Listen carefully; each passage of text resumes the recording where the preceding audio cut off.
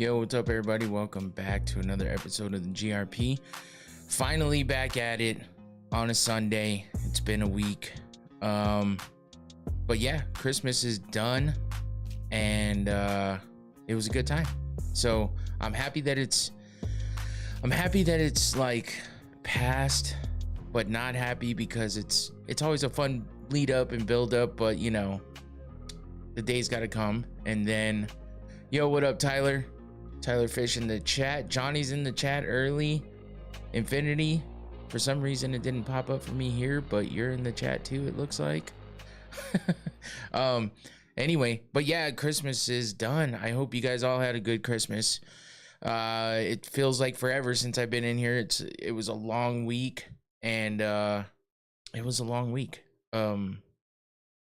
I didn't work on Wednesday. We didn't have a ton to do, kinda, but at the same time it was like, yeah, it was just one of those days where it was like we might as well have been in an abandoned building everywhere we went. So it was just one of those times where it was like Wednesday should just have been a day off anyway, but we took it. And so yeah, it's been a minute since I've been back to work, so tomorrow I go back. But another 3-day week, and then New Year's. So, you know, time off is good. I got holiday pay, PTO, stuff like that. So, I mean, hopefully you guys had some time off too, and if not, at least enjoyed your Christmas and whatnot. And we got New Year's coming up, so hopefully everyone's got some plans. If not, hopefully if your plan is just to stay home and chill and have a good time by yourself or with whoever at your house, that's good too, man. Fucking I don't down on any of it, because honestly I used to always be like, we got to do something, it's New Year's, and now it's just like, you know, I'm older. It's like whatever, but if we do something, we do something. If we don't, we don't, you know what I mean? It's just, we just run with it, roll with it, see how it goes. And yeah, that's about it. So I don't know if anybody got some cool gifts or not. I mean, I didn't actually, I didn't ask for a ton of crazy shit this year. You know, normally I'm getting pestered. I do it too, asking everybody in the house what they want. So, you know, I got this hat. I got a couple hats actually. I should have another going around hat coming soon, a black version. If I can resolve the issues with the website for customization, because it's been a bitch. I've been trying to do it pretty much throughout the month of December, and it's been a pain in the ass. And every time I remember to figure it out, I'm not anywhere or doing anything at the time that I can drop everything and do that. So I need to figure that out, because that's one of my gifts too, from my daughter. She wanted to give me another hat. So my wife got me this one. I got a couple other ones for my daughter too. So we got a few hats. I got this dope ass mouse, which I asked for after it was kind of after the fact, but it was one of those kind of afterthoughts. Check it out. I know it has a what do you call it? Transformer logo on it, which is strange, but everywhere else I saw it was Monster, like Monster cables. I don't know. It's one of those like off ones, but I couldn't find another mouse that looked the same. It's got a copy and paste button. Like, what the fuck? I use that shit like crazy. When I'm setting up and prepping for the pod, it's got a screen on it and a bunch of different stuff. It's got buttons on the back, and it's one of those sideways ones. This is how you hold it. So your clickers are here, not on top like this, like normal, which is good for me because, yeah, man, my hands are fucking jacked. Too many, punching too many things back in the day. And what I do with work is just tedious with my hands, small stuff. So yeah, that was another gift. That's cool. I just got it in today, literally earlier. So I'm glad it's working so far, and hopefully it keeps working. But that was the only cool, like, technical thing I got, really. I got a pretty dope road bag to carry a lot of equipment in whenever I take stuff with me out of town. It's going to protect shit a lot better. That was a pretty thoughtful gift coming from my other daughter. And a few other things, you know, just, it was a good time all around. I was just happy to have a good Christmas and spend time with the fam. You know, went and saw my mom, my pops, and my sister, so that was good too, and my brother-in-law, all my nieces, and yeah, It's just a good time being able to spending time together and stuff. So that's what's good about the holidays. I know some people unfortunately don't get to spend time with their family and stuff like that. So I'm grateful that I get to. So I hope you guys had a good one. I hope it was nice for you and no drama. On the other hand, if you look at things online, there's drama all over the place with a lot of different things, but I don't pay attention to a lot of that stuff because it's just depressing. So call me ignorant to it all, but I'd rather just stay out of it, man. Stay out of it and do what I do. And, you know, I feel like I haven't paid any attention to MMA whatsoever throughout this whole time, this week I've been off, because I didn't even start my prep until later in the week. I've been literally trying to get stuff done that I haven't had time to do throughout the past couple months. So I was trying to use my time wisely, but also not forget about things. And the CST guys keep me going with the chat. I may not chat a lot on there, but they're always talking about something. So that keeps me going and keeps me up to date. Other than that, I haven't really paid much attention besides, whatever I scroll across on social media, and that's it. So I was coming up with things. I did spend a day kind of figuring some stuff out, maybe trying to come up with ideas. And my idea for today is talking about the pay-per-views. Since they are now over, there will be no more pay-per-views. Obviously, we're going to have numbered events. The best Christmas for me as well. Oh, love you too, Mom. Thank you for jumping in. It was a good one. I'm glad we all got to see each other as much as we did.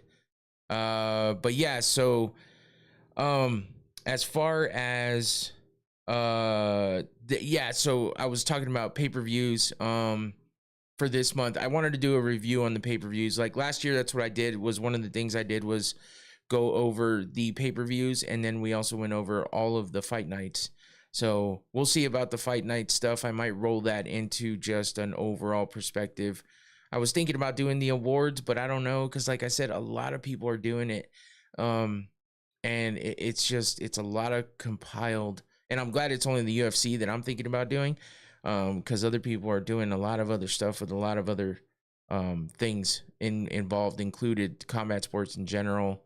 And that's a lot of stuff to think about. Do an opposite award. Yeah. So Tyler, that's kind of what I was thinking about doing.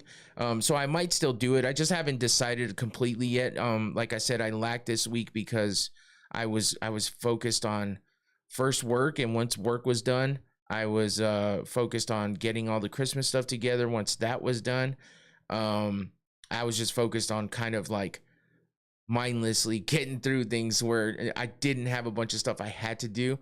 And then I just started doing stuff around the house. So it's like, whatever, man. It's been busy. It's been a busy time. So this week coming up, I played golf. I got some new golf shoes. Those were sick. And I got to try them out yesterday, and I got to play some golf with my buddies.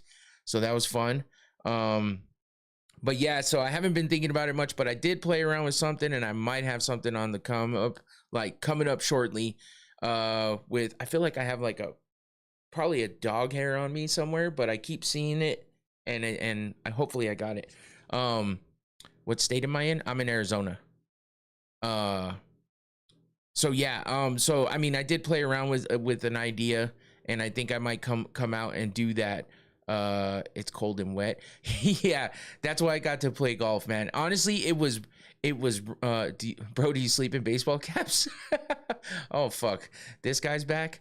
No, I don't sleep in baseball caps, all right? But I like wearing them. And I don't have any reason to wear them except for I like hats. Check it out. I'm bald by I'm bald by choice. I've shaved my head since I started high school. So, and I'm not a guy to style my hair. So, when it comes down to it, I love hats. That's just my thing. And I know there's guys out there my age that are like, fuck, you have hair and you don't. Yeah, I don't like it. I don't like dealing with it. But yeah, golfing in Arizona, dude, it's crazy. It's crazy. You can do it year round here. It's just sometimes it gets a little, a little crazy with the weather, but not as much as anywhere else at all. And it was raining, but it was basically done by the time we were going to go. So it was a little wet on the course, but nothing too crazy. I've been in worse, and we got to play, and we had a good time. So it was good. I'm glad I got to do it. But anyway, as far as my ideas, yeah, I got some stuff coming. So I want to focus on different aspects of things again, like I've said before, for content and stuff like that. So I'm just trying to lock it in, figure out what I'm doing. You know, I've changed a few things on the stream already, like the layout and stuff like that. There's a couple of other things that I want to tweak and possibly change. But other than that, I just want to focus on all the content and stuff. So hopefully, you know, just keep bringing you guys stuff to watch, pay attention to, and interact with. So I got to get my social media game going a little better too, because it's just tough, man. It's tough keeping up with everything and finding good ideas. But I got ideas, so I'm gonna get going with that. But other than that, you can always count on the show. I'm always prepping for the show. I'm always doing the show. You know, I only take the time off when it's like, you know, landing on Christmas or Thanksgiving and I got things going. But I appreciate you guys for being here, coming back, interacting with me. Honestly, that means a lot to me. And that's one of my things I'm grateful for this year is that, you know, the chat is, have you ever traveled outside of the US? Just to Mexico. That's it. I've never been anywhere else, because I've just never had the opportunity, and anytime I did have the opportunity, I haven't gone. So, yeah, that's pretty much how it goes. What's up, Pops? So yeah, that's really it. Other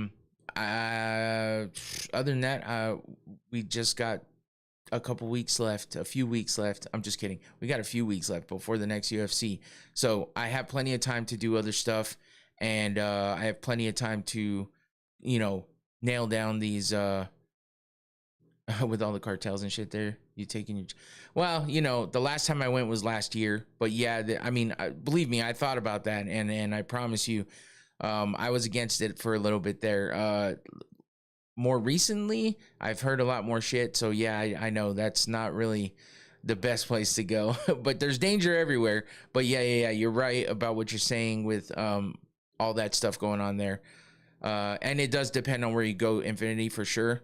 And it depends on the people you're around too. So I try to just stick to, you know, just doing not doing anything crazy there. And I do live that way. Yeah, so I mean, it is a thing. It is something I was way against going in the beginning.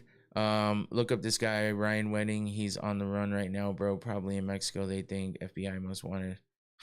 Okay.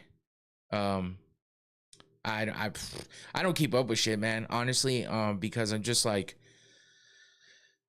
it's like, man, I just rather focus on the things I like focusing on, so I stay out of bad moods. I'm already in bad moods enough. I don't need the news to get me in worse news. People get too wrapped up in it, man.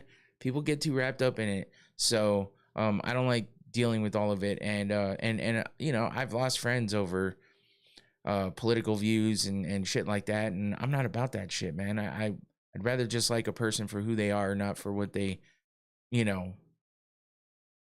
It's just tough. It's just tough. Anyway, yeah, so MMA wise, I wanted to go over the pay-per-views, talk about the champions, because there's so many fucking champions, man. So many champions that are not champions this year after or are champions in different divisions. The titles have changed hands so much, and I know Johnny was in the chat early saying that Valentina didn't lose her belt, which is true. She might be the only one where the belt didn't change hands, but we'll go through it all and take a look. Worst knockout, worst submission, worst fighter of the year, worst fight of the year. Oh, Tyler's only Pineda is still champ. Yeah. Well, and he's a champ in a different oh no, he's champ again in the same division. It just changed hands. I'm sorry. I was thinking of that wrong. But yeah, so it's one of those things. And I will look back on this, Tyler, and make sure I take note of all of what you just said, because those are good ideas for sure. Some of those I actually thought of too. So, but yeah, you went through it all, man. Shit. Worst referee call of the year is one of the ones I really looked at, because I'm like, do you deserve it's an ironic award, and I think that's what makes it funny. But Yeah, those are good, man. Those are good, and I appreciate the interaction. Honestly, like those kinds of ideas and stuff. It's productive. It's good. I like it. So I appreciate that. So anyway, before we go too far, it's been a minute. I didn't even take him to golf with me because I'm a dumbass and I forgot. Oh fuck. Turn off. Okay. Well, I don't live in California, man. So but there is some here where I'm at. Oh, okay. So you're saying, okay, I got you. Yeah. I don't really like In-N-Out. I'm not gonna lie. I don't think In-N-Out's that good. And they don't fucking. I'm not really. I'm kind of picky, and I don't like ranch, and I don't like fucking whatever burger sauce bullshit they put on there. I don't like mayo, so that's why too. Their fries are always ass, and Chipotle. I don't even like Chipotle, bro. Honestly, my thing's pizza. I like pizza, but but it's still specific. I'm a fucking picky eater, man. I'm sorry. I just am. I don't even like Mexican food that much. I like it, but only certain things. It's just fuck. I'm kind of picky. I like steaks and fucking chicken and stuff. It's like it's different. Five Guys is where it's at. Five Guys is good too. I don't like Papa John's. No, if I get anything like delivered to me, it's either Pizza Hut or Domino's. Papa John's is not good. Not here, at least. I don't think so.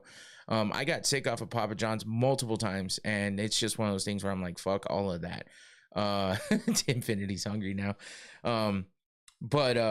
Yeah, no, there's like, are you vegan? Just no, I just said I like steak and chicken. I don't like fucking, but I like having like actual steaks or burgers, you know, and then chicken. What's the best burger fast food restaurant? That's a tough one, man, because everyone's gone to the smash burger route. If you notice that, smash burgers are cool and all, but sometimes you just want a thick burger. You know what I'm saying? Like a real burger, like a not a fucking piece of paper patty. Like you want a real burger. You versus Nate Diaz, battle of the vegans, dude. I am not vegan. I probably would. I would weigh a lot less if I was a vegan, I bet.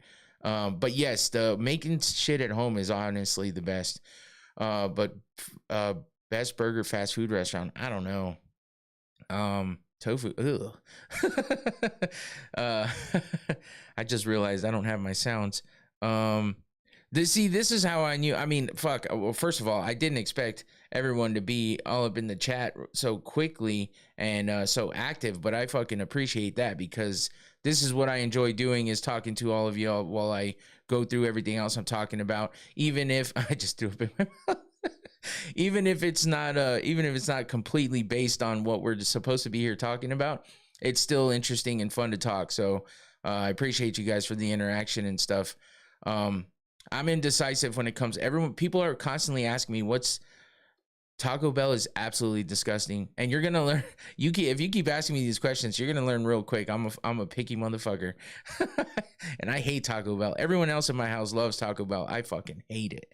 I hate it. They'll order Taco Bell. I don't get shit from there. Dog meat. I'll tell you what I do like though, is I do like me some Noctane smelling salts, and I haven't hit this one in a minute. Arby's is okay, Tyler. There's some stuff I like from there, but their fries are good. I love the curly fries from there, but as far as everything else, I don't get down with it too much. It's just never been a big thing for me. I used to like the RBQ back in the day. I think they brought it back at some point. I just never went and got it. But yeah, Noctane, thank you for the sponsorship. I'm going to hit these real quick, and then we can get to what we're here to talk about. But let's hope that this one works. It's been a minute. Their steak nuggets are like moose knuckles. What the fuck? Brother, Oh, White Castle. And the one and only time I've ever had White Castle, it was not great. Oh, there it is. Yes, that one didn't take twice. Oh, that hit me in the eye too. Holy shit. Noctane. Now this is quality. This is good shit. Scan that QR code if you want to learn more about Noctane or get yourself a bottle. There's a link in the description below as well. White Castle was my dinner in college. How is White Castle even in business? That's what I'm saying, man. It just doesn't seem like a place anymore for that, especially with all the other places that are out there. I kind of like, thanks. But yeah, thank you, Noctane, for the sponsorship. I appreciate it as always. I love your product, and I definitely use it all the time as much as I can. And yeah, I like it. So go check it out, guys. Noctane Smelling Salts as usual. And as far as burger places go, you know, fucking McDonald's is like a only if I have to type thing. I prefer their breakfast over anything, but Burger King, some of their burgers are okay. Carl's Jr., some of their burgers are good, I guess. I guess Five Guys is a good burger place for the actual burger, because that's like a real burger, not some fucking piece of cardboard or a crispy piece of meat. So White Castle's a good laxative. Holy shit, we got into some shit here. Anyone else that was here waiting for MMA talk, they're like, what are we doing? What is this show about? That's okay though. I like talking about other shit too, and it's been a minute. So yeah, but Five Guys is like oh, that is the thing. I'll agree with you on that one, Rick. It's like $20 now for just a basic burger. Yeah, all prices are getting crazy, man. I paid it wasn't even the best course out here whatsoever, and I paid a grip just to play golf. It was stupid. Local burger joints are better than any other spot anyway. Yeah, it's almost better to go spend your money somewhere that isn't just a chain restaurant, even though I do go to a lot of those too. But I just threw some wings in. Oh, dude, yeah, wings at home. Never been to New York City, but I would love to go. Honestly, I would love to go. But wings, like I have a smoker, so I'm smoking shit. I made a beef tenderloin, so basically the loin you make filet mignon out of. I made that. I smoked it, and then I seared it on a Weber. I made that for Christmas dinner, as well as lobster tails. I got a good deal on some lobster tails. I don't eat seafood because I'm allergic, and I know I just said I'm picky. I would love it, but I cook the shit out of all of it. I just can't eat it. But I did buy some lobster tails because I found a really good deal on some, and my girls here all loved it. So I made those. It was the first time I broiled them in the oven like that. So that came out well. And then my older daughter loves it when I make ham. So I just did, I bet you like Chick-fil-A. Then I don't mind Chick-fil-A. Honestly, I don't go there very often, but I would have drove there for that. Yeah, we kind of had a lot of food. I didn't make a lot of sides because we had a lot for like the entree portion. Best breakfast, I love IHOP. IHOP is okay. There's a place called Toast 101 over here, and they make a good breakfast, but I wouldn't say it's the best, but it's pretty good. It's better than the run-of-the-mill IHOP, Denny's type shit.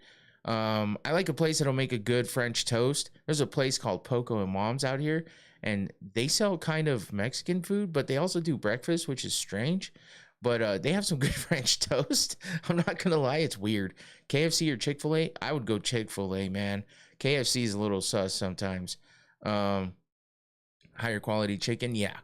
Yeah, all this damn food talk can't thaw these wings fast enough. Yeah, but I smoke some wings sometimes, and smoke them for a while, and sometimes just fucking you can smoke them then fry them. I haven't got to do that, but I heard it was really good. But yeah, just making wings at home is good too. Shit. Anyway, yeah, maybe we should get to the 25 minutes, and we haven't talked about MMA much at all. So let's get to the MMA talk. What we're all here for, supposed to be here. Popeyes is better than KFC. I agree with that as well. The last 2 times I went to KFC, it was an hour wait for chicken, and I dropped and I dipped. Oh, dude, what the fuck? An hour wait? That's insane. Air fry has been surprisingly, yeah, some stuff in an air fryer is good for sure. Greatest celebrity chef ever, Gordon Ramsay or Gordon Ramsay, 100%. Guy Fieri is like, hey, thanks, Antoine Willis, appreciate you. But yeah, Gordon Ramsay, 100% is better than Guy Fieri. Guy Fieri's iconic in a way that he, the hair, the craziness. But yeah, he's not like your gourmet type chef. That's what Gordon Ramsay is. He's gotten a little Hollywood, and he's taken over Las Vegas. But he's got some good food. I've been to a lot of his restaurants in Vegas. Fucking pricey, but it's good. I'll tell you that. Gordon is a jerk and makes a living out of being a jerk to people. F that guy, he deserves a slap. Hey Rick, I think you enjoyed being a dick on here a lot of times. So that's the pot calling the kettle black, isn't it? I'm a KO or TKO Gordon if I ever see him. He's too rude. I understand. He is kind of a dick, but I wish I got to try Guy's restaurants. He opened 3 of them before he even got his show. Yeah, I don't know that I've ever been to one, actually. I've been to a lot of Gordon Ramsay's. I've been to Hell's Kitchen in Vegas and Gordon Ramsay's Steak and Gordon Ramsay's Pub, all kinds of shit out there in Vegas because I go to Vegas and we always try to go to places you can't go to here. So that's kind of our thing. But anyway, let's get into this. We'll start talking about the pay-per-views and the SF and Chicago Tide 21-21. Oh, okay. I had this Guy Fieri burger sauce from the store. Oh my god, it was so damn good. Oh no shit. Okay. Yeah, I mean, I've heard some stuff of his is good. I just never really paid much attention, I guess. I knew the name and the face because of the stupid hair and the glasses. But yeah, never paid too much attention otherwise. Anyway, let's get into this shit, right? Pay-per-view being over. I love Las Vegas. I went to the Sphere last time I was out there. I always stay at the Palms. Oh, I don't think I've ever stayed at the Palms, but yeah, I went to the Sphere as well. It was pretty sick.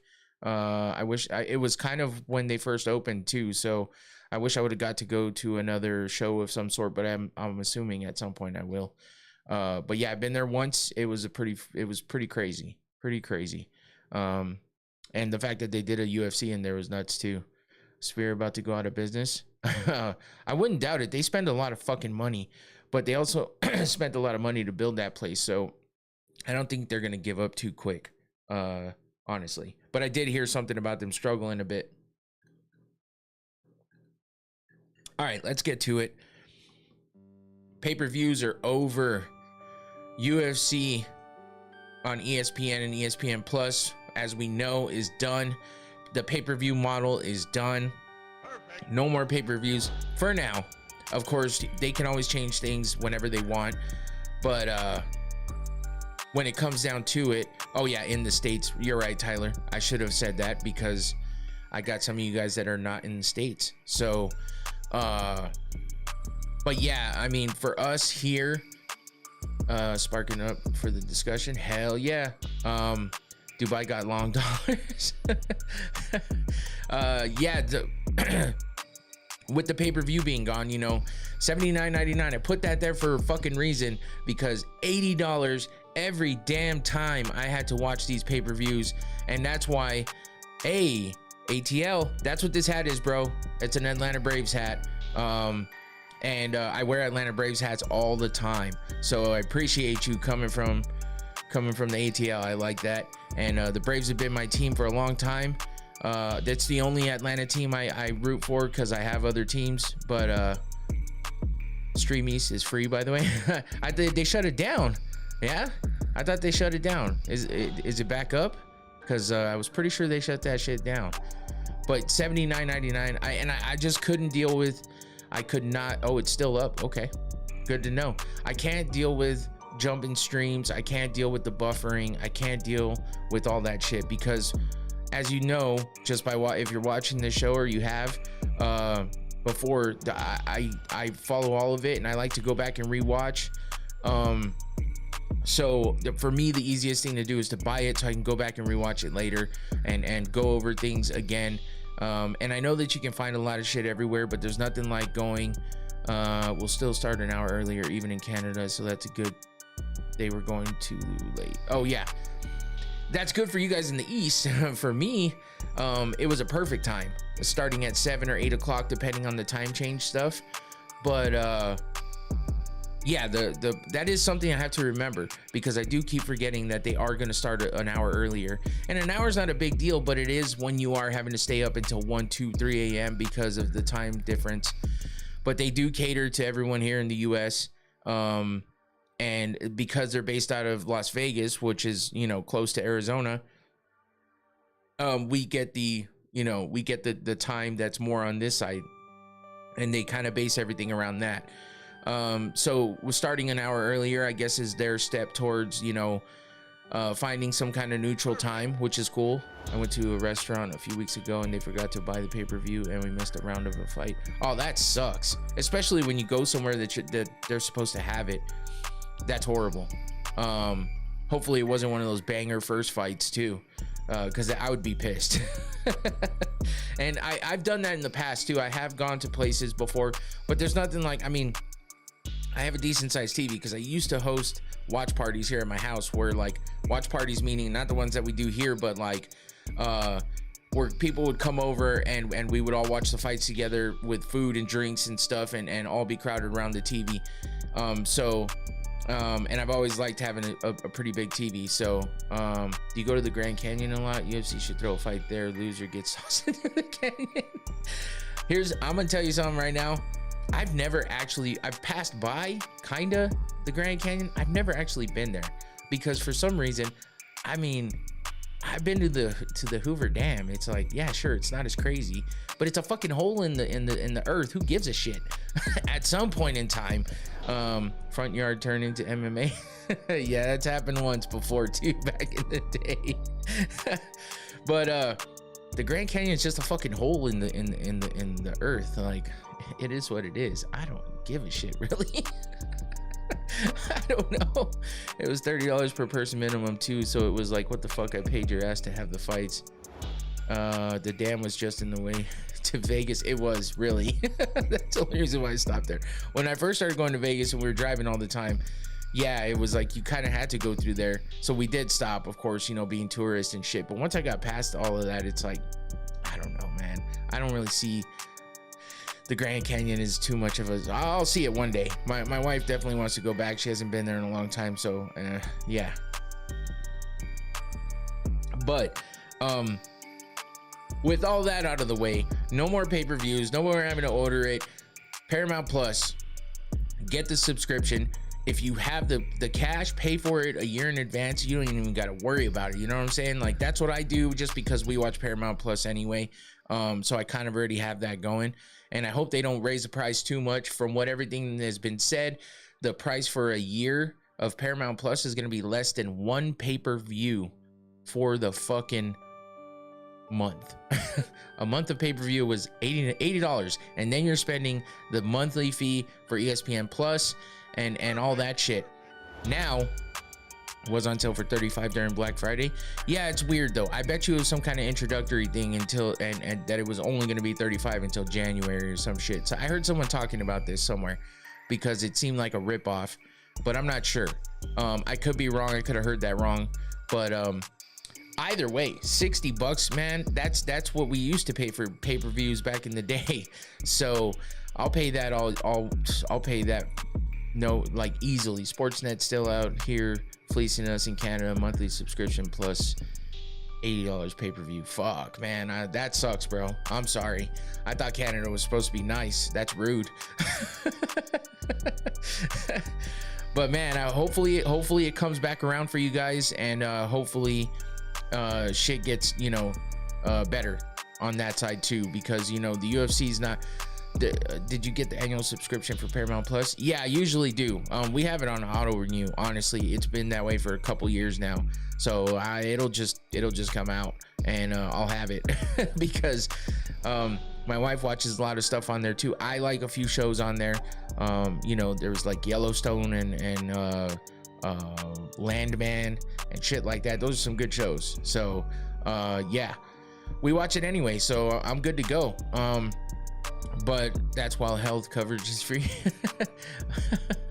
I don't get into Criminal Minds much, but my daughter does. One of my daughters does. Landman is the shit. That is an awesome fucking show. Billy Bob Thornton is fucking hilarious. And then, you know, they got some eye candy on that show too, and it's just interesting as shit. So Tulsa King's the shit too. Yes, for sure. What do you think the UFC can do to spice up the presentation? I don't know, man, because they kind of already do a lot. You know what I'm saying? Like, they could go the way of bringing out ramps and fucking doing pyrotechnics and shit. Yeah, that is the one with Stallone too. It's a good show. It gets a little corny every once in a while, but I like it still. I'm watching The Wire for the first time right now in the middle of season 3. The Wire's good. I didn't get through the entire show all the way through, but I've watched enough of it to know it's a damn good show. Stallone is a dork, but he is entertaining for sure. But yeah, as far as presentation goes, sure, they could get into like the shit that Pride used to do and other organizations like Bellator was doing shit crazy for a while with the ramp coming down. UFC did it back in the day when they were really trying to get popular, but now, you know, they just mess with the lights, and sometimes they let the fighters come out. But if you're talking about presentation on TV, I don't really know, because if you watch any other organization and their presentation on TV, the UFC is miles and miles in advance of what those guys are doing. Their shit is boring. There's a lot of fucking talking in between that's unnecessary. A lot of it's just a lot of time fill of shit. It's not well done. They have a good recipe right now, so it's tough to say what presentation could be changed. But I would think about that for sure, and maybe come up with some stuff that we could talk about later. They have the name, so presentation. That's the thing. The UFC is the UFC. It's not a fighter. It used to be about Conor McGregor. It is now the three letters sell everything. You see those 3 red letters, you see that stamp looking logo, and you know what the fuck it is. You know what you're there for. You know, it's right there. It's back there. You see those letters and you know what that is. And so they just have stars to keep the show going, but right now they're even lacking that, and the show is still going. So the presentation is just is a secondary. I don't gamble on MMA much anymore. I suck at gambling because I'm either gonna go way too deep, or I just overanalyze everything and can't ever make up my mind, and I just don't have a good record with betting. I'm just not that big. UFC can do more face-to-face conversations. Like, I do miss that, Johnny. That is a damn good point. I do miss when they would do sit downs with the fighters, when they would do you know, kind of face-to-face, like back and forth conversations where they would talk a lot of shit and stuff like that. But over under 100K per year on betting? No, not even 1,000. Bro acting like John Pork hasn't passed up McGregor level. You think Ilya will achieve his full potential as a superstar, like get mainstream? Not if get mainstream coverage like Pineda, Connor, and John. Damn, you gonna put Pineda in that? I mean, Poeton's a star. I just don't know if he's at John Jones and Conor McGregor level. But I do think that Ilya has the potential, but the shit that he's going through right now, we got to see how he gets through this, because the shit that he's going through right now is something that is fucking with his potential. And if they change that interim belt, which I've seen rumors that it's not going to be for interim, it's going to be for the undisputed. If he loses that belt, that could mess with his head quite a bit, especially when he's already got this family stuff going on, and legal shit going on. So Ilya has the potential to get big, but the UFC is also not pushing for these guys to get too big for their pants. You know what I'm saying? Like, they're not trying to let these guys get Conor level anymore. They saw what happened when dudes get to Conor levels. So Ilya's shit right now is an example of why you shouldn't bother getting married these days. Too big of a risk. Yeah, I mean, you have to really fucking. I got lucky with my wife. I've known, we've been together for a long time. We have 2 kids, and I got real lucky. But yeah, there's some women out there that'll fuck your world up. Islam will be trying to fight Ian during a face-to-face. That's true. That might be true. I miss old school Izzy. Yes, I do too. Izzy was a good shit talker too. Ilya got money to see counselors and therapists. He's got to admit he's got a problem first. When I think mainstream, I think about when they get interviewed on First Take and Stephen A. Smith, like Israel did in his prime, or Sean O'Malley. Yeah. There's mainstream level, and then there's superstar fucking skyrocketing level, and that's where, you know, John Jones didn't even really get to that. I think Connor's really the only one that has gotten that crazy. Sean O'Malley was pretty big when he was at his peak. Izzy's been pretty big. And did you see Islam Makhachev glazing McGregor before GTA 6? I did not. I don't know if that's a joke. Ronda Rousey was definitely up there, Johnny. That's a good point too. Ronda, because she was the female pioneer, she got the women in there, and I mean, dude, I could have done this whole show just talking to you guys about different types of shit, because damn, if I would have known it was gonna be like this, we could have just done this and saved this one for another show. We'll get into it though, because I do want to talk about these fights, and I'm sure you guys will have a lot to say. Here's your posters from all of the pay-per-views this year, and the one notable thing, okay, let's see, where did, oh, there it is, looking for this other screen, sorry. So at the bottom next to the UFC symbol, just because I needed to even this out, you know, shape wise, I put that UFC symbol down there, and I put in top 5 UFC pay-per-views of all time now that they're all over with. Conor McGregor, speaking on being a superstar, this is why he was a superstar, because he owns the all-time record for 4 out of the 5 top pay-per-views of all time. 2.4 million buys against Khabib, 1.8 against Poirier, the third one. McGregor versus Diaz 2, 1.6. McGregor versus Poirier 2, 1.6. And then you got Lesnar versus Mir at 1.6.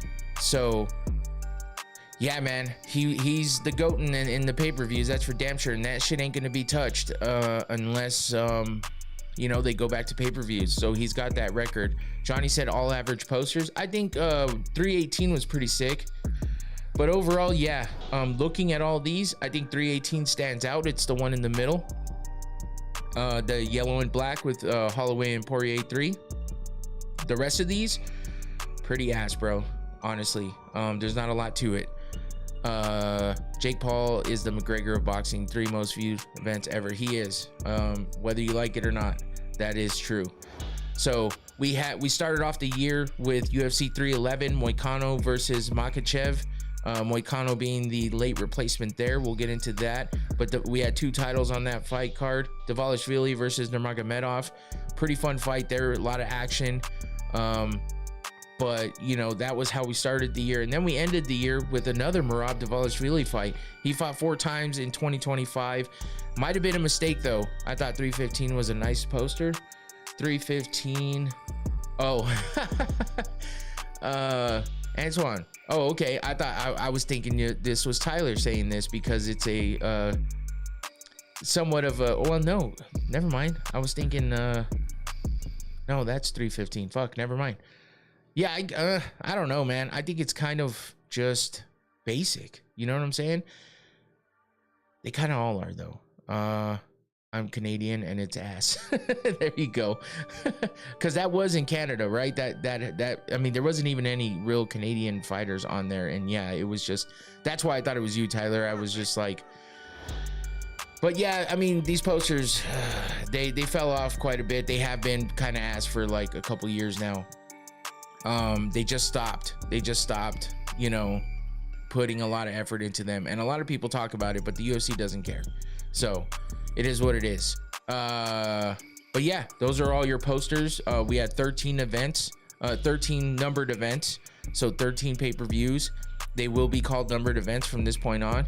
People do still watch Infinity 100%. Like I said about that Jake Paul and Anthony Joshua fight. Motherfuckers watch it, you know it, and I do too. I think the last really good poster was UFC 287. Oh, that was a good poster, honestly. I did enjoy the Miami ones before, because they were always, you know, colorful. They had shit going on with them instead of just being kind of bland. Oh, and I had to see that AJ fight. Yeah. So let's get into this.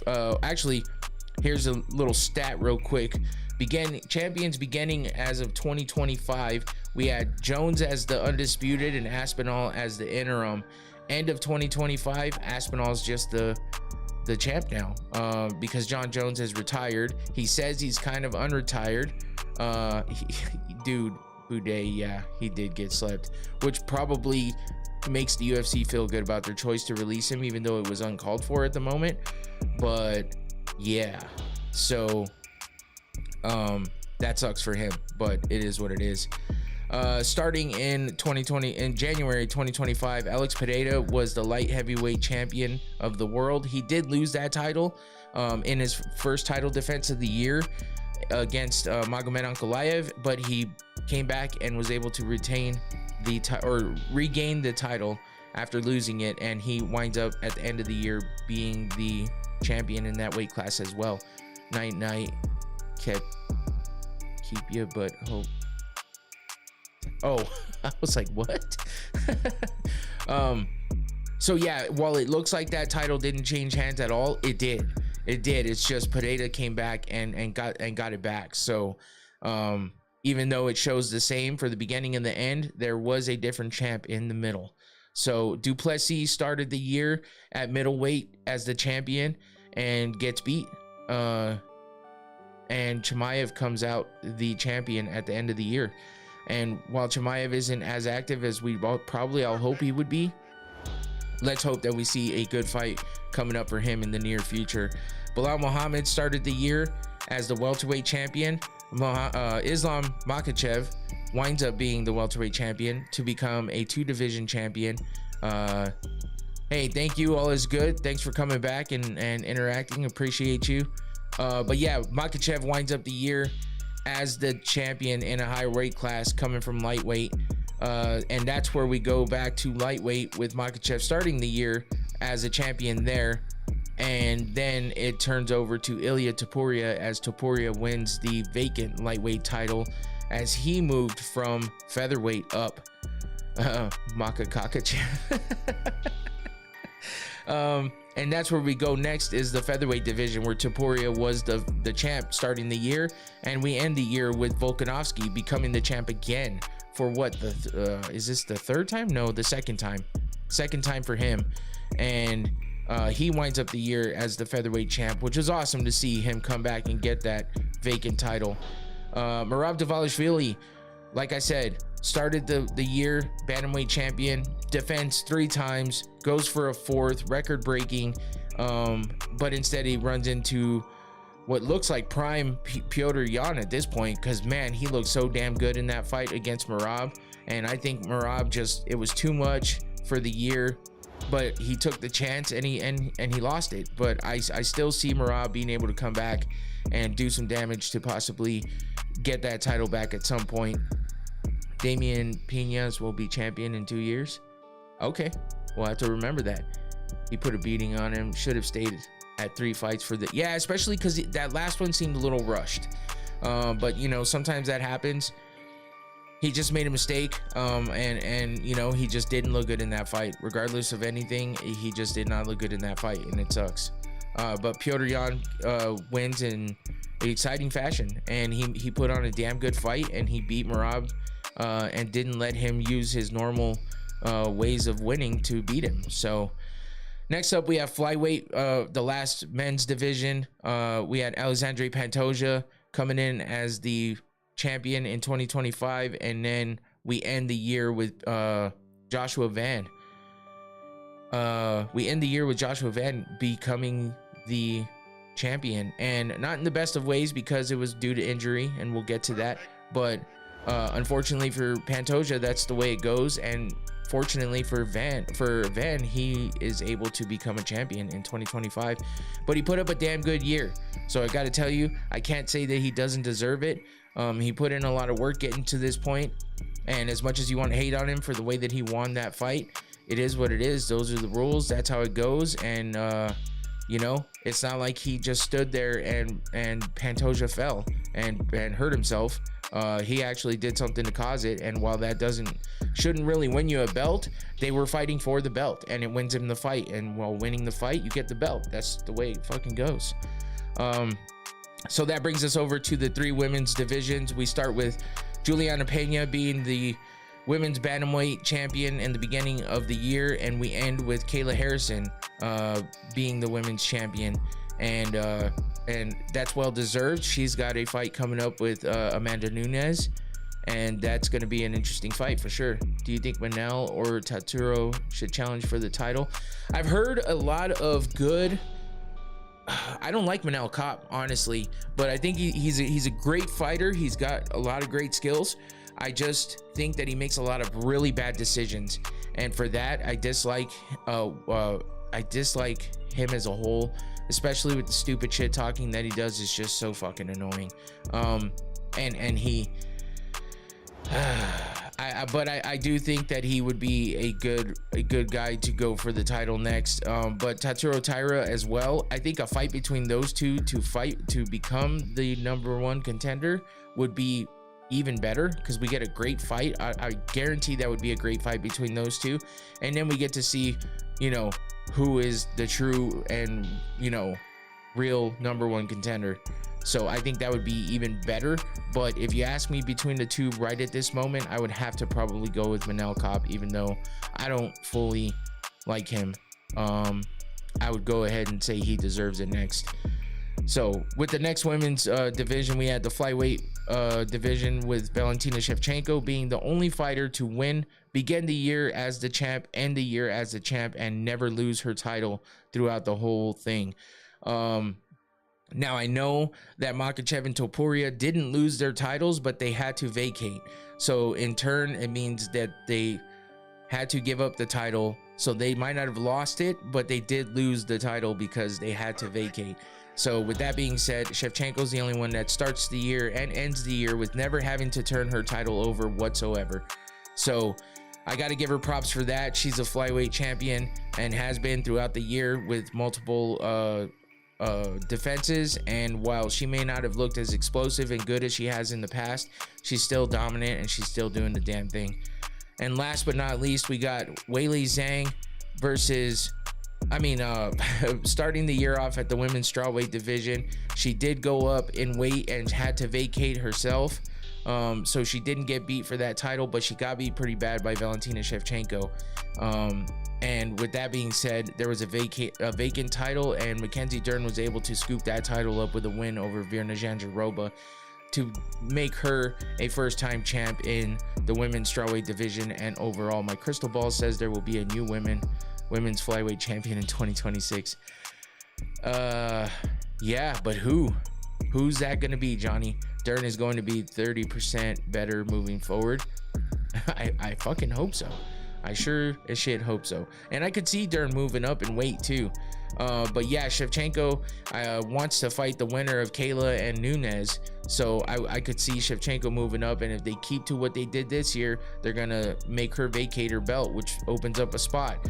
We could be looking at another Makhachev Topuria, conversation here next year coming up, with Shevchenko moving up, vacating her belt, and Dern possibly moving up and vacating hers. Will they be able to win those championships at those higher weight classes though? I don't know if that happens, but either Natalia Silva or, yeah, Natalia Silva for sure but she has a fight. She has a fight booked, and it's a tough one. I'm trying to remember who it was at the moment, but yeah, Natalia Silva is definitely up there. And Erin Blanchfield, I think it has shown how good she is. I just don't know if she's at that level just yet. We've seen her falter in fights before, but I do think she's definitely there. Women moving up in weight is a bad idea, apparently. yeah. But Weili Zhang, she just is small, man. I don't know that was a good idea to begin with. I don't know. She just maybe felt like she cleared out the division or something, but who knows? It just didn't fare well for her. So, with that being said, let's get to the first fight of the year, and we had Islam Makhachev versus Renato Moicano. And Moicano was supposed to, Makhachev was supposed to be fighting Natalia Silva, gonna whoop Shevchenko's old I don't know, man. It's gonna be tough because you know, it's one of those things. You never know what can happen. I think this year tells us more than anything that the champions may not be the champions at the end of the year. It was going to be Islam versus Arman. Oh yeah, sorry, I got sidetracked by the yeah. It was supposed to be Arman Tsarukyan, and Renato Moicano was supposed to be fighting Beneil Dariush, but because of Tsarukyan not being able to fight, it turned they brought Moicano up, and while he was looking good on his way to this fight, you know, it just didn't pan out for him. I got Valentina. People continue to doubt her, and she loves that. Yeah, I mean, I do feel like she's not the aggressive fighter that she used to be. But she's still skilled enough to be dominating people. And I mean, it may not be the most exciting fights, but what women's fights really are overall, if the main event didn't fall out, we could have had one of the best cards. Yeah, I think you're right on that one for sure. It was a great first card of the year. I love doubting women too. Mother Time will catch up to Valentina in her next fight. It's coming. Valentina wasn't KO'd by Amanda up a weight class after 2 fights. Some even thought she won one of them. No, that's true, Antoine, but the problem is that was a few years back. We've visually have seen Valentina get to the point where she's just not taking those chances anymore. Maybe it's because she's bored, but whenever she gets tested, you would think she would turn it on and turn into the animal she used to be, and she just hasn't done that. And that's what makes me doubt her. I don't think that there's anybody right now that's really going to dominate her, or that I could say 100% would beat her. I know everyone's high on Natalia Silva, and I'm there, right there with you, but just maybe not 100% in on that one. But I do think that she has a chance against Valentina, and I do think Valentina has slowed down a little bit, and I do think that she has shown she doesn't have that killer instinct. That tiny little sliver of it is gone, and it's just enough to possibly cost her a fight. She lost to Manon Fiorot, but the fight was so ass, no one cared. It is questionable. That one was a different type of fight. We'll get to that one. But yeah, we also had Merab Dvalishvili making his first title defense against Umar Nurmagomedov, which was supposed to be really tough. And Umar claimed to have injuries during the fight, like early on, but he still put up a damn good fight. They got fight of the night for this one.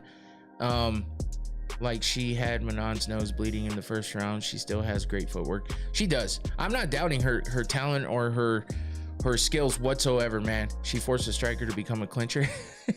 That's the problem. That is the problem, is people hate that shit. And for me, I just see her playing it a little safer than she used to. I think she has the skills to continue to fight the way that she used to, but that shit catches up to you, man. And I feel like it's one of those things where she is getting up there in age. She's had so many fights, and maybe she's just getting bored, and that kind of shit leads to getting knocked out. Natalia, Erin, and Macy finishes Valentina. I give Natalia a good chance. Erin is in between. Actually, in that order, I would say Macy definitely has the least chance, because we've seen Macy Barber, the types of things that happen to her. She has too many health issues, and when something doesn't go her way in a fight and it starts to look bad for her, it's over right then and there. She will fold. And I'm not saying she's a quitter. I'm just saying she has something there, a mental block, and it just takes over. But that's just how I feel about Macy. I love her to death as a fighter. I think she's a great fighter. She's a good character. She has a good personality. She's easy to look at, and she has talent. But there's that little thing, man. Valentina lucky she didn't face Talia Santos in a rematch. Yeah, she's never been KO'd ever or shown a soft chin, and that's what makes her tough. And that's exactly why, you know, if you're talking, I think you're talking about Valentina, but yeah, that's exactly why I say she's got all the talent in the world. It's just anybody can slip up at any point in time. Like saying Macy finishes hers disrespectful. That one might be a little bit. I don't know that I see Erin finishing her. She could maybe beat her on the scorecards. I think Silva has the best chance of possibly finishing Valentina. But there is a first time for everything, Johnny. That's a good point too. We've seen that, and this year tells that story. So you know, we had Moicano coming up in weight, and he is an animal. We've seen him do some big things on his way up here. Before he got to that fight, I think he was on a pretty decent streak. He was yeah, he had beat Benoit Saint Denis, beat the shit out of Benoit Saint Denis, beat Jalen Turner, Drew Dober, and Brad Riddell. Wasn't the biggest, craziest schedule, but he was doing big things, getting finishes and looking good in his fights. And then he meets Makhachev short notice, and it's a bit much for him. So when it comes down to it, that turned things around for him in the negative way, because then he comes back and fights Beneil Dariush like he was supposed to on this card, and he loses that fight at UFC 317. So he needs to turn it around. He's got 2 losses in a row, while one of those was a title fight, and it was a short notice one at that. It's a tough one for Makhachev, but you know, I mean, I'm sorry, Moicano, not Makhachev. What the hell am I saying? But yeah, we had Merab getting his first title defense against Umar Nurmagomedov, and there you go. You know, we had the scorecards. Well, it was a good back and forth fight, and Umar said he was injured in the first round. I don't remember exactly what it was. I thought it was a hand, but I think Jan claimed that, so maybe Umar was something else. I don't remember fully, but the scorecards, you know, 49-40, 48-47, 49-46, and 48-47. So it was a pretty close fight, but all in favor of Merab. So Merab gets his first title defense in January, starts this you know, 4 fights in 2025. Umar said he broke his hand. Okay, so it was Umar with the hand. I think Jan said the same thing though. And Ngannou low-key sleep Shevchenko, but we are ready for that combo. And then we get to what we were just talking about with Islam. He gets the sub on Renato Moicano. You know, and that's about how that one went. It was a good Darce choke in the first round. I mean, 4 minutes and 5 seconds. 49-46 was ridiculous. It was clearly 40. Yeah, there's always that one judge, you know what I mean? But yeah, Makhachev gets that good Darce choke on Renato Moicano after beating him up a little bit, and Moicano just looked out of his element. It looked like it was too much, too fast, and while he was showing some good signs of you know, potential move before he got to this fight, it was just too much for him, and it proved to be that after, because then he fights Beneil and loses that one as well. So it's a tough one for Renato, boy. Yeah, that's just how it goes. As far as the rest of the card, you know, Yuri got the big win over Jamal Hill in round 3. We had Jailton Almeida beating Sergey Spivak late in the first round with a TKO win there, and then we had Rainier de Ritter, RDR, getting the win over Kevin Holland with the rear naked choke submission. So other than that, you know, there was, let's see, was there anything else that happened?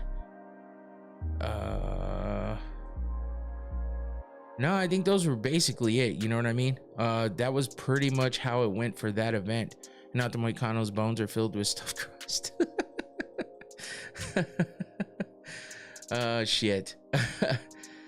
Anyway, back to the next one. We get to UFC 312. We had Dricus du Plessis versus Sean Strickland, the rematch, and we also had Weili Zhang versus Tatiana Suarez, and I thought Tatiana Suarez was gonna do a lot better in this fight. She didn't do too bad in the beginning, but man, Weili just proved why she's such a you know, such a great champ in that division, and she really didn't let Tatiana do what she normally does.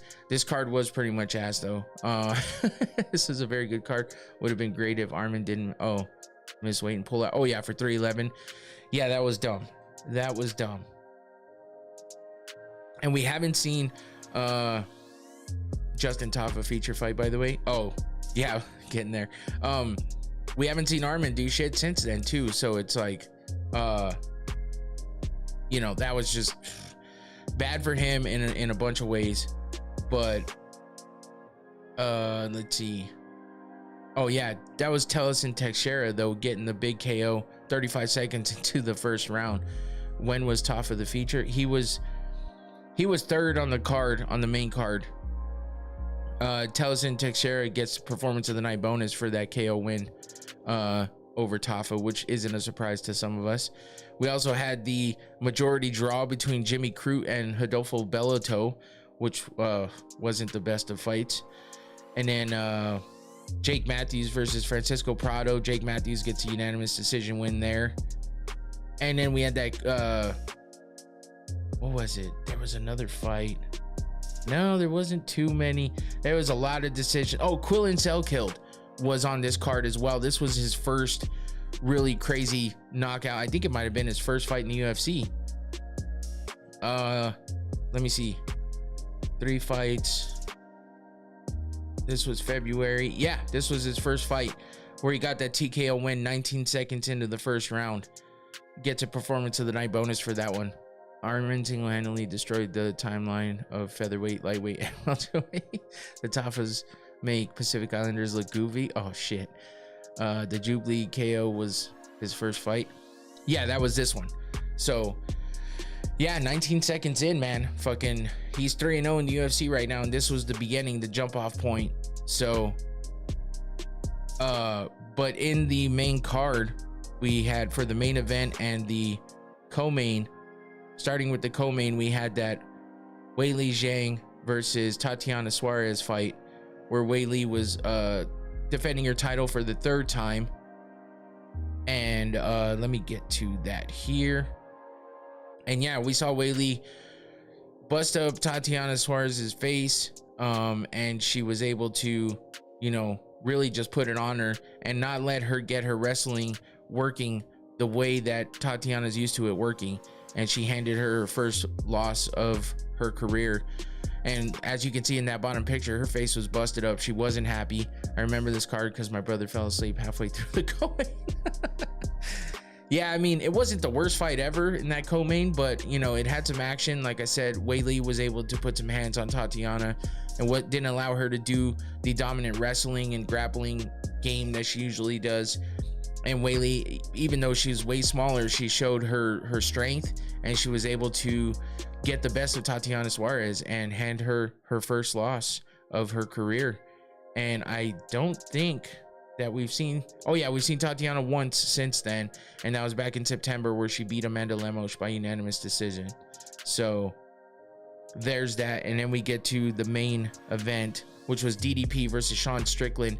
Dricus making his 2nd title defense against Sean Strickland, fighting him the 2nd time. And man, he just put everything out there for Sean, and he just beat the shit out of Sean. Unanimous decision win, took him all 5 rounds. He wasn't able to finish him, but as you can see, bloodied him up. If you're squeamish, then yeah, sorry, I didn't give you a warning, my bad. But these I remember this card now. The homie Cody Steele got beat by Rong Zhu. I believe you are right. Yep, that was actually fight of the night. Unanimous decision win for Rong Zhu. I don't know how I missed that one. I didn't even see the fight of the night. I was too focused on Quillen Selkild. But yeah, that was a good fight. And yeah, my bad for missing that one. Oh, this was also where Alexandre Topuria, Ilya Topuria's brother, made his UFC debut and got a win over Colby Thickness. And that was unanimous decision win for him. He is now 2-0 in the UFC, so he's had one other fight since then. If you're squeamish, why would you watch an MMA channel? True, but you know, I just like to throw it out there for anybody. And my bad, I usually say something ahead of time because some of these pictures are pretty nasty. But you know, it's a little bit different when you see the still frame and it's just there in your face the whole time, instead of just watching some blood splatter for a quick second and then it's over. I don't know, man. I was just trying to be nice. I guess nobody needs me to be that nice, huh? There's probably all dudes in here, so it's all good. But yeah, that was it for that card. So that moves us over to UFC 313. Alex looked just above mid, which made me bet against him in this next fight. Now he looks like a damn world beater. Yeah, man, he is something. I'm a girl. I think we would have known that by now, Tyler. I mean, it could be, but I was like, I've actually known a Tyler that's a girl in my day, but I knew it was a joke. Now Tua, that might be true. I'm just kidding. All that shit you talk, I don't know too many girls that keep that kind of shit talk going. Yeah, next up we had UFC 313, where Alex Pereira was going for his first title defense of the year and instead loses to Magomed Ankalaev in just a stupid way too. And then we had Justin Gaethje versus Rafael Fiziev in this their second matchup, a rematch between those two. And while it might not have been exactly as good while it might not have been as good as the first one, it was still a pretty good fight. I think the first one was a tad bit crazier. I think. Maybe not. Maybe I'm thinking of this one. Hold on. I know they fought each other. Oh no, it was a majority decision fight of the night, and that was this one. So they fought.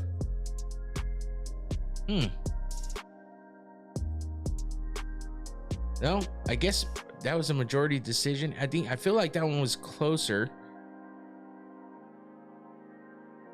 But Justin won both fights either way. So we had Justin Gaethje and Fiziev in the co-main, and that was, again, like I said, fight of the night, crazy fight. Ignacio Bahamondes versus Jalen Turner on that card as well. Bahamondes gets the performance of the night bonus with the submission in the first round, and I believe Josh Van was on this card. I don't even remember. Yes, he was. He was the featured prelim. Supposed to be Gaethje Hooker. Yeah, that's right. Fuck. That's right. Because, and I knew there was something about this card where I was like, this was supposed to be a crazy night of fights. And yeah, I mean, it was good. Don't get me wrong, for the co-main with Fiziev, because those guys just bring it no matter what. But yeah, that fight against Hooker would have been fucking crazy. But Bahamondes retires Jalen Turner, even though Jalen Turner has come back, but he did retire after this fight. Bahamondes gets the performance of the night bonus with the submission win there. And yeah, that was the one that Jalen Turner retired on. But now he's back. Amanda Lemos beat Yasmin Lucendo. Mauricio Rufy with the crazy spinning heel kick KO against King Green. That was insane. That was the first fight on the main card. 2 minutes and 7 seconds into the first round, we get that crazy spinning wheel kick. And yeah, Mauricio Rufy, even though he hasn't been doing that lately, that was a crazy way to start the year for him. Joshua Van, who is now the champ, did fight Rice Suruya. Crazy cardio, sticking the Van like flies to shit. Yeah, it was a unanimous decision win for Joshua Van. Handed Suruya his first loss. And then we had who else? Nothing else crazy was going on in that card. That was pretty much it.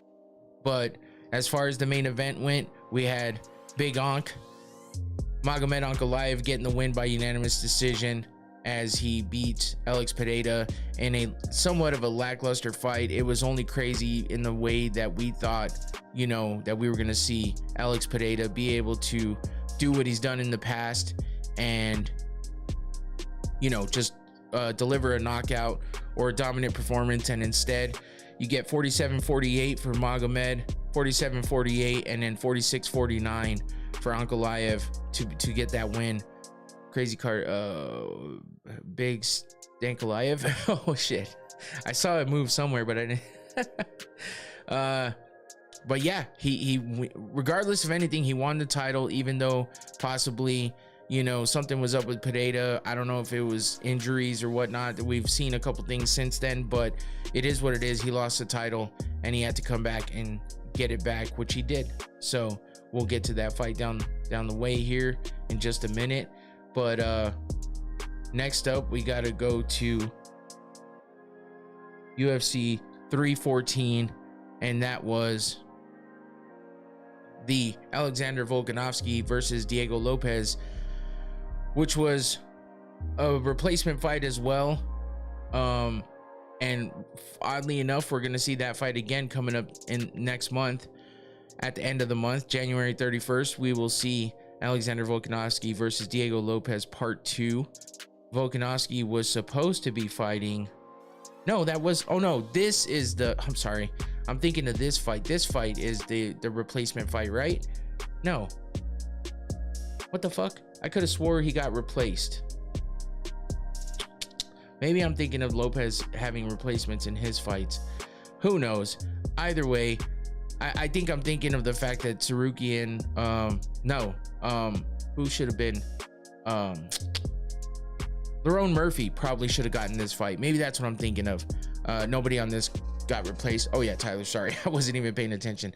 This was the first great card of the year. 314, the best numbered pay-per-view at this point as you go through the year. This one was in April, yeah. No, this one was in March.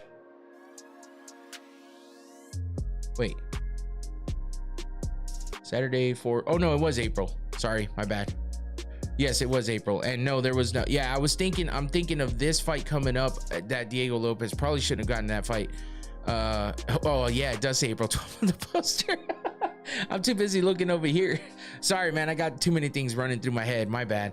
But yeah, Volkanovski gets the fight of the night bonus with Diego Lopez in this one. As if we remember right, Diego actually caught Volk a couple times in this fight. But in the co-main, we got Paddy Pimblett versus Michael Chandler, which I didn't think that was going to be too crazy of a fight. It had potential, but you know, Paddy was able to get the performance of the night bonus with a TKO win over Michael Chandler, which we expected, because no matter how much experience Michael Chandler has, he just hasn't been the best in the UFC. I spent too much time. Oh shit.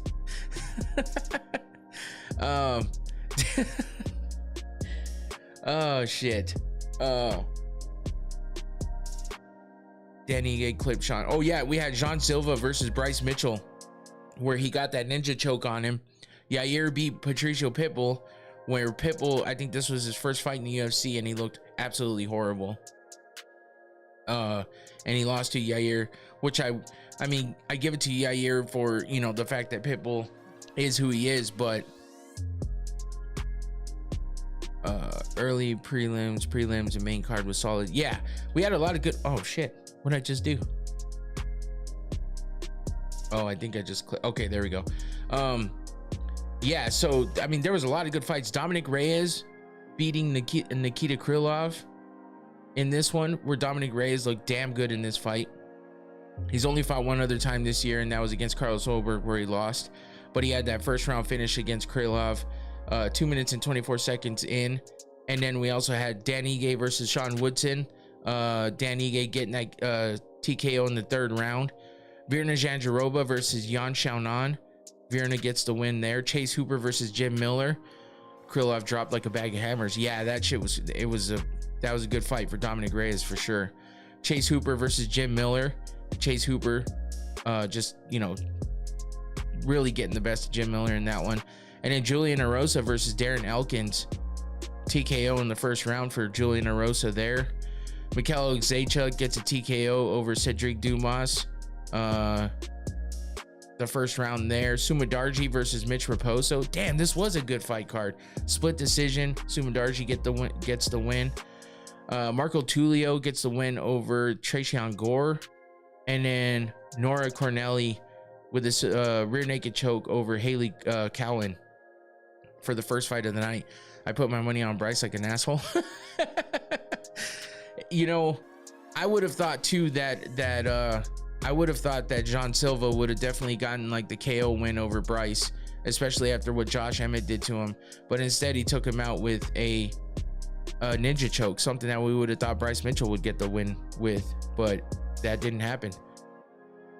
Yeah, take a look at that and see how that went. That's why I don't bet, because fuck, I hate looking back at that. Anyway, we saw the damage that Volk was able to put on Diego Lopez, but Diego Lopez got some shots in of his own, you know, and they got a little scary for a second because, you know, we saw Volk get dropped by Topuria and Makhachev. So then you see him come back and, you know, fight Diego, who, you know, can definitely hit hard and throws a lot of punches and is able to land. And Volk was able to withstand all of it, and they get the fight of the night bonus. And Alexander Volkanovski gets the vacant featherweight championship. Diego did drop him, and I was also scared. Yeah, man. I was like, please, I don't want Volk to go out like this. I was like, shit, I think Diego has a lot of time ahead of him. He's still a young guy, so he's got plenty of time to be able to try to, you know, get that title at some point. But I was like, if Volk doesn't win the title here, that's kind of going to be it. And yeah, he's still going now that, you know, at the end of the year. So we'll see how it continues on for him there. But not a bad fight card there for sure. That's definitely a notable one for the year. And next up, we'll go to UFC 315, where we have the 2 title fights on this card as well. Belal Muhammad versus Jack Della Maddalena. And then we had Valentina Shevchenko versus Manon Fiorot in the co-main. Down on the bottom of the card, let's look at the bottom. Brad Katona got KO'd by Bezkat Almakhan in the first round to start off this fight card. We had Marc-Andre Barrio beating Bruno Silva by TKO in the first round. Got a performance of the night bonus there. Navajo Sterling gets a unanimous decision win over Ivan Erslan. Aside from the main event, yeah, I mean, I don't remember too much from here. Jasmine Jasdavicius gets a performance of the night bonus against Jessica Andrade, where she beats her by submission, rear naked choke in the first round. That was a good one. Mike Malott beats Chuck Buffalo, Charles Radke, 26 seconds into the second round by TKO. Benoit Saint-Denis beats Kyle Prepolek by submission in the second round. Natalia Silva versus Alexa Grasso, unanimous decision win there. Fucking Mike Malott. Ayman Zahabi beat Jose Aldo. This is when Jose Aldo retired. So this was Jose Aldo's retirement fight. Ayman Zahabi came in and spoiled that and got the unanimous decision win over him. But at least Jose didn't get knocked out there. So that brings us to the co-main, where we have Shevchenko beating Manon Fiorot by unanimous decision. And as we discussed earlier, you know, it wasn't like a runaway win for the most part. Wait, I'm clicking on the wrong thing here. What the hell's going on? There we go. I'm still getting used to his mouse. I literally just opened it before. So I have touched a couple things that, or clicked a couple things, the wrong things, but I'm getting the hang of it. Anyway, Valentina wins 48-47, 48-47, 48-47 across the board so, you know, it was a close fight. Manon did win 2 rounds in the judges' eyes all the way across. But, you know, it was just one of those fights. Brand new mouse pad, man.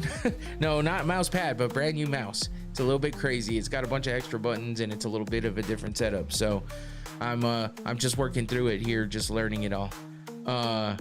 So yeah, I mean, nothing spectacular here. It was just, I mean, Shevchenko could have lost if she would have done the wrong thing in one of these rounds that she won. Nothing to really get excited about. But that brings us to the main event, where we get JDM just looking great in this fight against Belal Muhammad, which made a lot of people happy because we all know Belal to be a bit annoying. And when it comes down to it, you know, a lot of people just hate on him, and I understand it to a certain extent.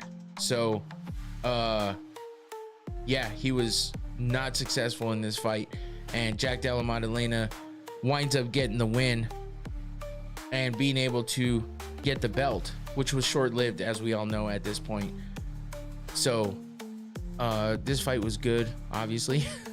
I cheered when they left the cage. Oh shit. But yeah, we get a unanimous decision win from Jack Della Maddalena here. As you see, he busted open Belal's face and just really dominated him. This one got fight of the night because the rest of the night was not a big showing of great fights. there was some good, you know, names on the card, but they just didn't show out like, you know, like you kind of would have thought they would, just looking at the way that the card shaped out and stuff like that. So either way, Jack Della gets the win and gets the championship, but he has not been able to retain that, and we'll get to that fight here in a minute. So next up we have oh no, what'd I do here? 316. Okay, I did it right. Here we go. Oh man, I thought I messed that up. But Merab Dvalishvili for his second fight of the year and his second title defense, fighting Sean O'Malley for the second time. And we also had Juliana Pena versus Kayla Harrison on this card. So with that, let's look at the rest of the card real quick before we hit those two up. Quillen Selkilde made his second appearance in the UFC on this card against Yanels Ashmuz, and he gets a unanimous decision win there after coming off of that first round 19-second KO of Anshul Jubli. And you know, not as exciting as his first fight, but he gets a second win in the UFC, so that was notable. And as we know, he did come back and get another big win in this year. So we had Ju Song Yu getting the performance of the night bonus with a KO 28 seconds into the first round over Jekka Sering. Kong Wang beats Ariana Lipsky. Andreas Gustafsson beats Chaos Williams by unanimous decision. Waldo Cortez Acosta makes his appearance for the first time this year, and he gets the win over Sergey Spivak by unanimous decision. This was his second fight of the year. He was in that fight. I passed that up completely. So this was his second win of the year because he went on a pretty good run this year. 316 was Van was dope, and Merab with the landslide. Yeah, Joshua Van versus Bruno Silva is exactly what I was getting to. He gets that TKO win in the third round over Bruno Silva, and continues on looking good there. We had Kevin Holland with the performance of the night bonus with a submission by Anaconda choke over Vicente Luque. Mario Batista beating the shit out of Patchy Mix. Not really, but kinda. But it wasn't the best fights in the world, but Patchy Mix looked absolutely horrible making his UFC debut. Joe Pyfer gets a unanimous decision win over Kelvin Gastelum. I thought that one was going to be way more exciting. It wasn't the best. When O'Malley walked out to God Bless America, I knew it was cooked. I can't lie. Yeah, nothing beats Superstar, man. What the fuck are you doing? Changing your song at a time like this. That was some dumb shit. Anyway, yeah, so we had Kayla Harrison beating Juliana Pena by submission by Kimura. And that was in the second round. As you see her wrapping that submission up there in that first fight. What song does O'Malley usually walk out to? Lupe Fiasco, Superstar. It's a dope ass song, and it's a good walkout, honestly. But he changed it, and that was dumb.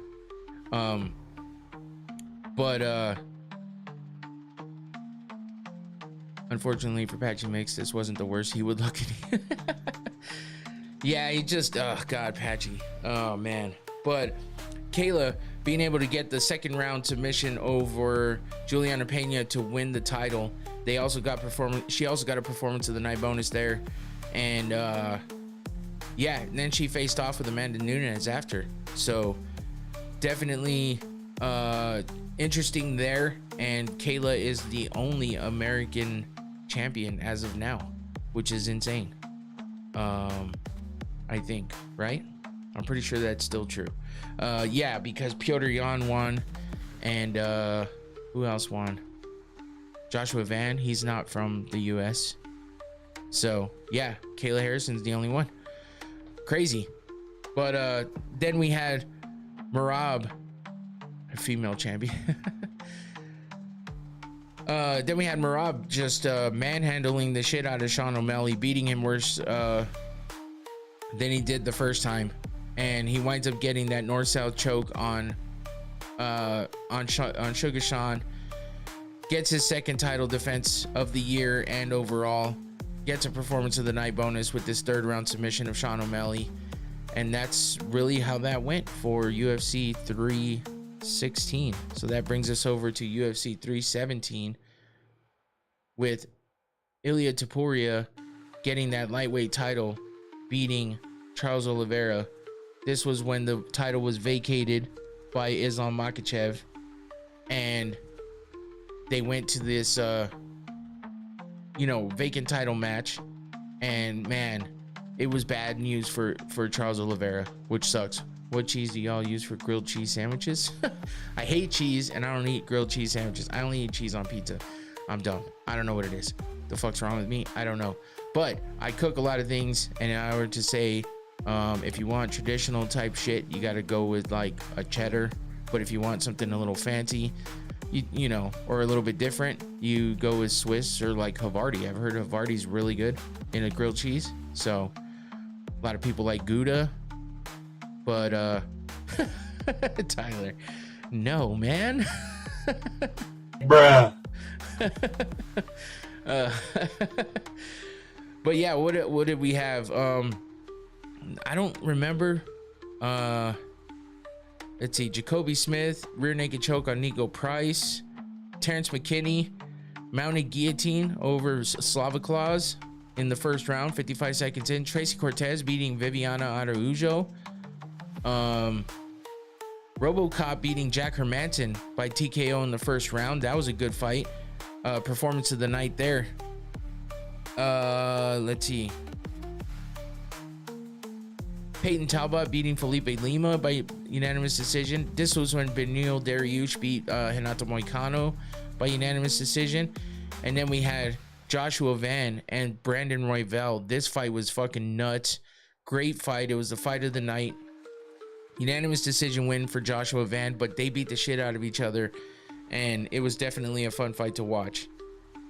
And that led us into the UFC Flyweight Championship between Alexandre Pantoja and Kai Kara-France. Damn, I got the hiccups. And really, 3rd round, 1 minute 55 seconds in, Alexandre Pantoja does what he does. And while I thought maybe Kai Kara-France had a chance because, yeah, this one is up there with 314. It was pretty good all the way through. But I thought Kai Kara-France had a chance just because he does have great power in his hands. He's not the most technical striker ever, but I thought because Alexandre Pantoja gets hit a lot, while he is durable, he might not have really come up against anybody with some, decent power like Kai has. But man, just Kai was no match for him, and Pantoja was able to get him with the rear naked choke in the 3rd round and gets his 4th title defense overall and beats Kai Kara-France. And that's a cold ass picture down there of him walking away while Kai's just laying flat on the ground after getting choked out. So Kai had no moments at all. No, man, it was a flat fucking big time L for him in this one. So, and that brings us to the main event, which was Ilia versus Charles. Very short-lived, 2 minutes and 27 seconds into the 1st round. Ilia Topuria is able to sleep him with that right hook, left hook, and then hammer fist on the ground. And that's what you see in those 2 pictures there, brother. Chances of O'Malley changing the song to "You Are My Fire." I don't even know why I started reading it. I should have known right away. O'Malley's a fool, so he's a clown in that way. He likes to fuck around. I wouldn't doubt he would do some shit like that, but who knows. Anyway, we had Topuria just sleeping Charles Oliveira. People really picked Charles in this fight. I know, man. I was just hoping for the best because I'm just a Charles fan, but dude, that shit was, man, him walking away with the rose and all that shit, like, dude, this was just sad to watch. It was tough to watch. But it was just like, bruh. Charles, man, it was heartbreaking. And we'll never see Charles fight for a title again unless something crazy happens. But that's just how it goes. He had a great run, and he'll always be a legend, I think. So, but yeah, that wraps it up for 317, and that brings us over to 318, where we had the BMF title. That's pretty much what this event was about. It's not on my balance sheet, so I know I didn't bet on it. Yeah, this was not the best. Well, I think it might have been one of the best posters, just because it's different than everything else and at least had a little bit of something going on. Yeah, the card wasn't great. It looking at the bottom, we had Carly Judice versus Nicole Kalari. It was a performance of the night bonus for Judice, while she gets the TKO win in the third round. Knee to the liver. So then we had a submission by armbar, Bruno Fajeda beating Jackson McVeigh, Ryan Spann beating Lucas Brzeski by submission, and then Jimmy Crute versus Marcin Prachnio, a submission win by armbar there. All of the prelims were finishes. I remember this card. So this card may not have been the best in the world, but as far as pretty creative poster with the name and shit, yeah. Poster looks like they found it from under. This just, at least it's not plain, man. That's the only thing. Here's what I will say though. This is that card. It kind of does, but in a good way.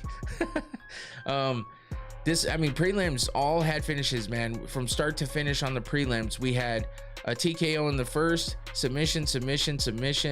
Islam Dulatov versus Adam Fugitt had a TKO and a performance of the night bonus for Dulatov there in the first round, 4 minutes and 6 seconds in.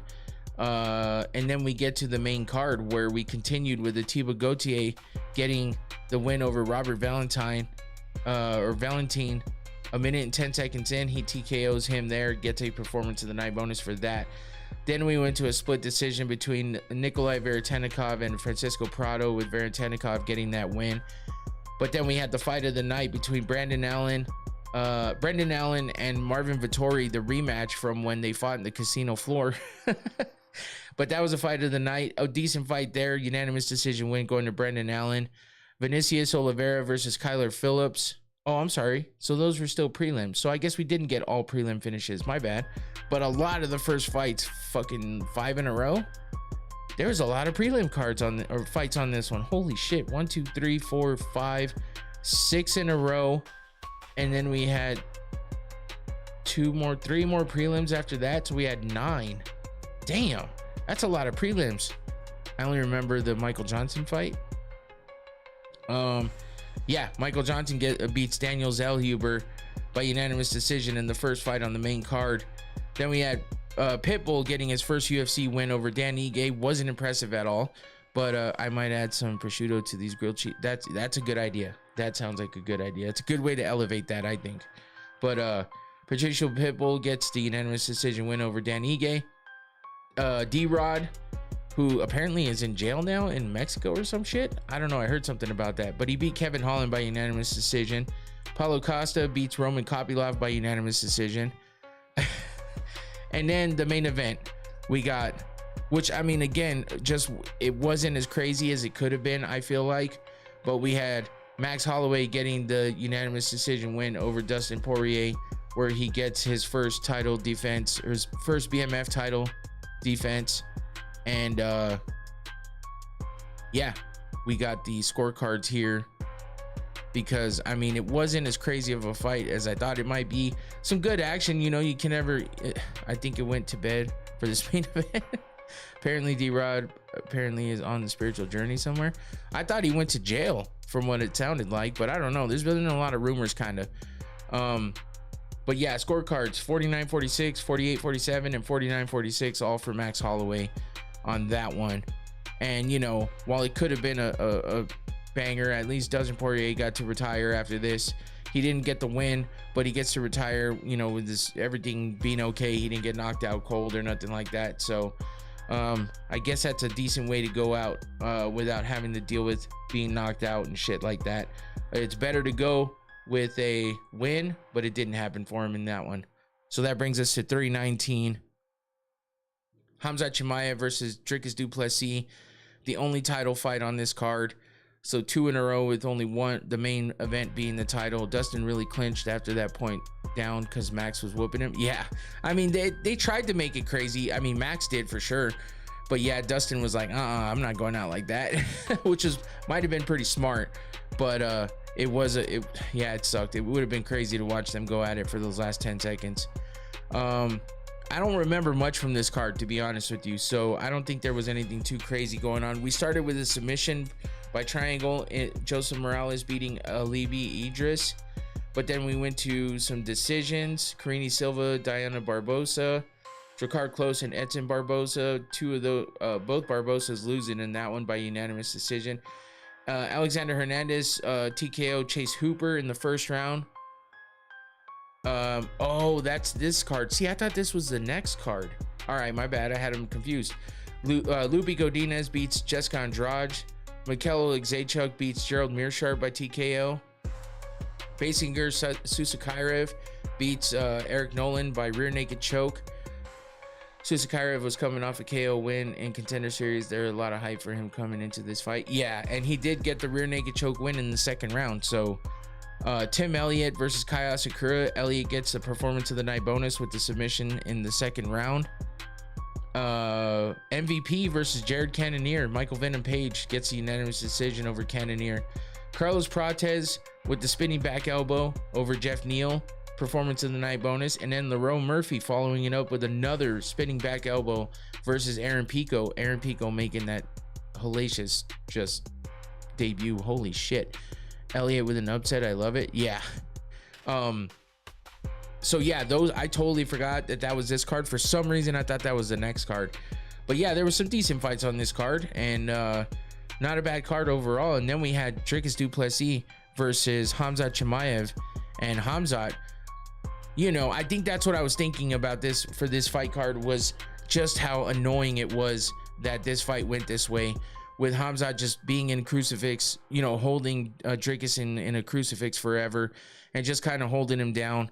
I mean, Dricus is strong, but Khamzat's stronger. I guess they nullified each other just enough to not be able to let anything go crazy with this, but it was one of those fights. But Khamzat just showed and proved how good he is, and Dricus just couldn't do anything with it, man. Shows the cracks in his game, and Khamzat's just that dude. So he gets the title, and just another title that changes hands here.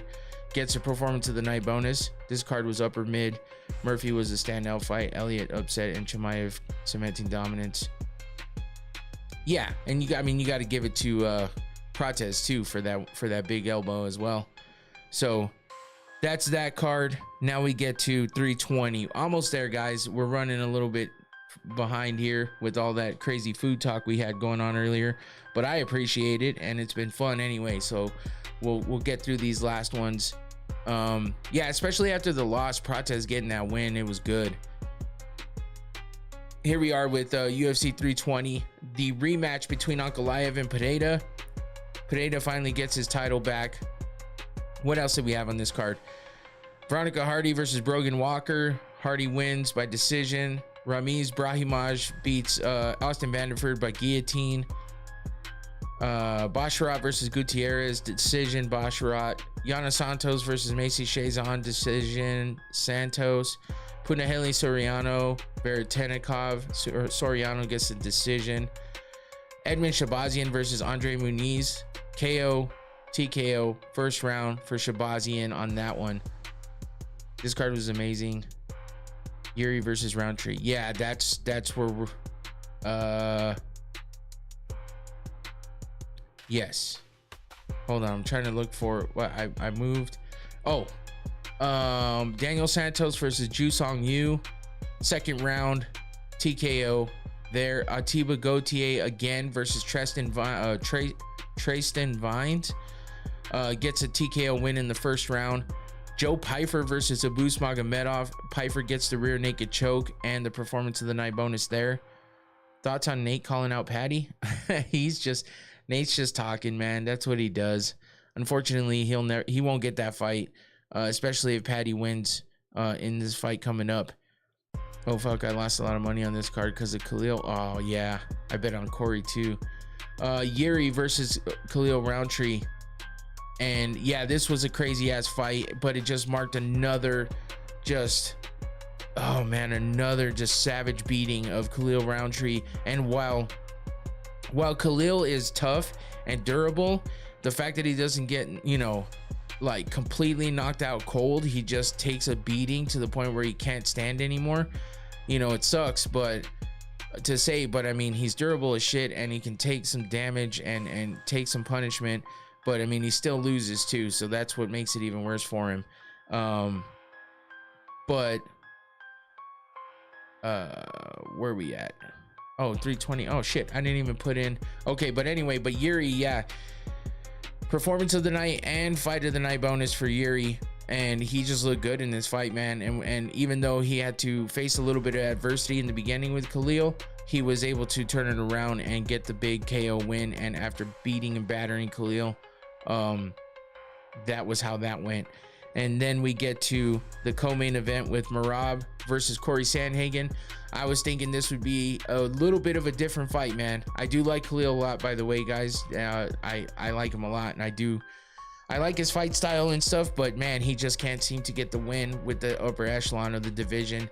And he just gets beat up so much, it's crazy. When he got back from Thailand, he was looking like a goddamn Muay Thai fucking fighter, like the best one in the world. That was one of his best wins when he came back from that. Those first couple wins of his from coming back from there, but I can't name who he was fighting, honestly. So Tyler, I get it, but you know, I still give him his props. But Merab just dominated Corey. Didn't really give him much of a chance. He gets a unanimous decision win for his third title defense of the year.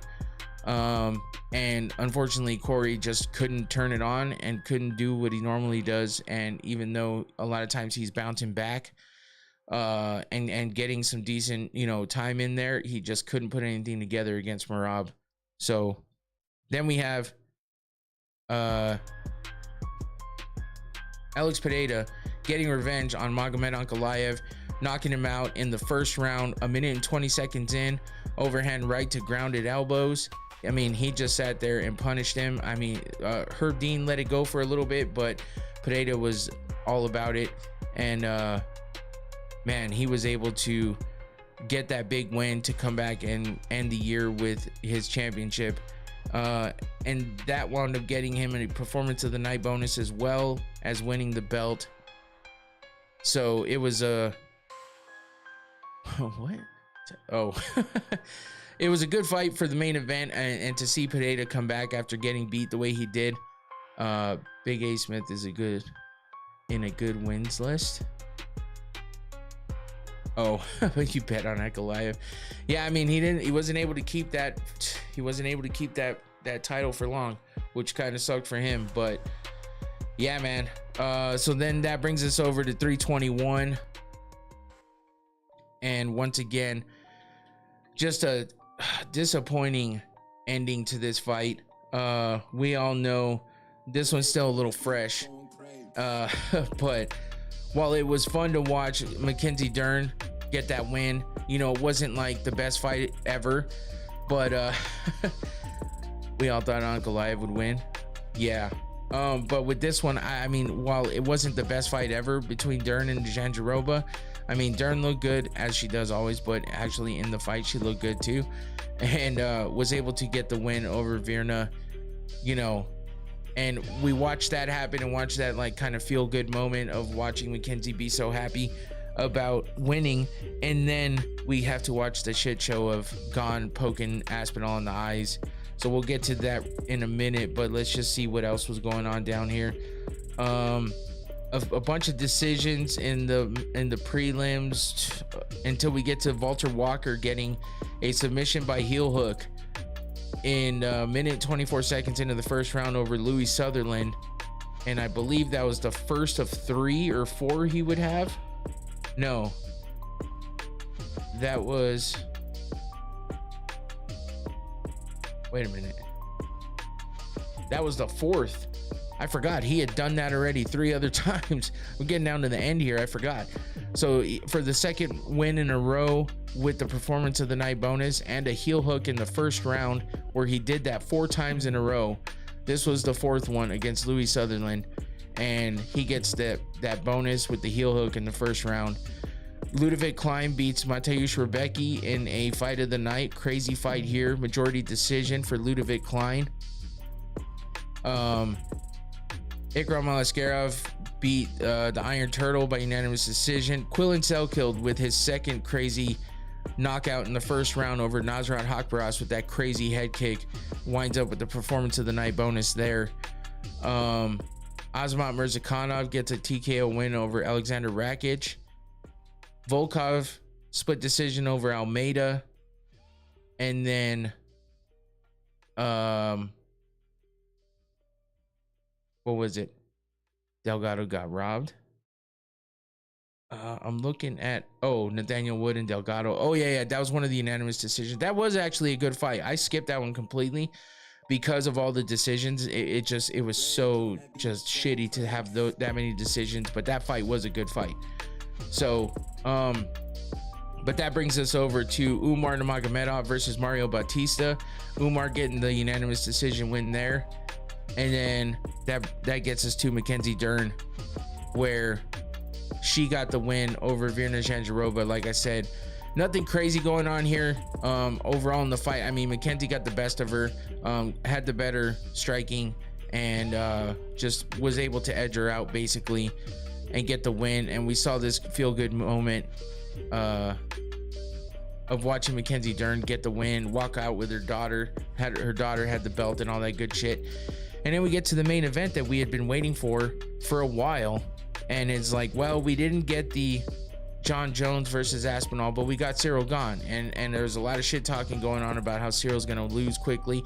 But he busts up Tom Aspinall's nose right away and was kind of looking pretty good in that first round. And then he starts doing what he's known to do, which is be just a shitty fighter and poking people in the eyes or kicking him in the crotch or doing some shit like that. Well, he poked Tom Aspinall in the eyes.